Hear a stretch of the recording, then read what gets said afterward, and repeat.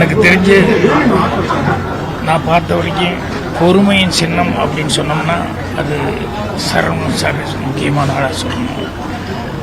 சத்தம் போட்டு சிரிச்சு கூட நான் பார்த்ததில்லை. அந்த அளவுக்கு ரொம்ப அமைதியாக இருப்பார்.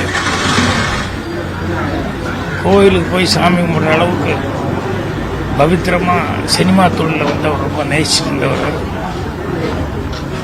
நான் முந்தான முடிச்சு கதையை எந்த பேப்பரும் பேனாமல் இல்லாமல் ஃபுல்லாக டெஸ்டிச்சு சொன்னதை அவ்வளோ ரசித்து கேட்டார். எந்த பேட்டியாக இருந்தாலும் எல்லா ஃபங்க்ஷன்லையும் அதை திருப்பி திருப்பி சொல்லிட்டு இருப்பார். அது அவர் ரசித்ததை விட அவர் அவங்க அப்பா பெரியவர், அவர் இருந்து அதை கேட்குறதுக்கு கேட்டிருந்தா எவ்வளோ சந்தோஷப்பட்டிருப்பார் அப்படின்னு சொல்லிட்டு அதைத்தான் ரொம்ப பெரிய ஏக்கமாகவே சொல்லிக்கிட்டு இருப்பார்.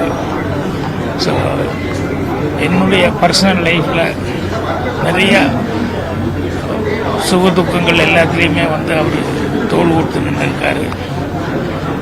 நான் இந்த படம் எடுக்கும்போது அந்த ஏவிஎம் சகோதரர்கள் அவங்க 3 பேர்த்துக்கிட்டையும் அவங்களுடைய பழக்க வழக்கங்கள், அவங்க கேரக்டரு, அவங்க அடுத்தவங்களுக்கு கொடுக்குற மரியாதை, இதெல்லாம் பார்க்கும்போது எனக்கு அவர் பெரியவர், எந்த அளவுக்கு ஒரு குடும்ப தலைவனாக இருந்து இவங்களெல்லாம் இவ்வளோ பொறுப்போடு வளர்த்திருக்காரு அப்படின்னு அவர் மேலே மிகப்பெரிய ஒரு மரியாதை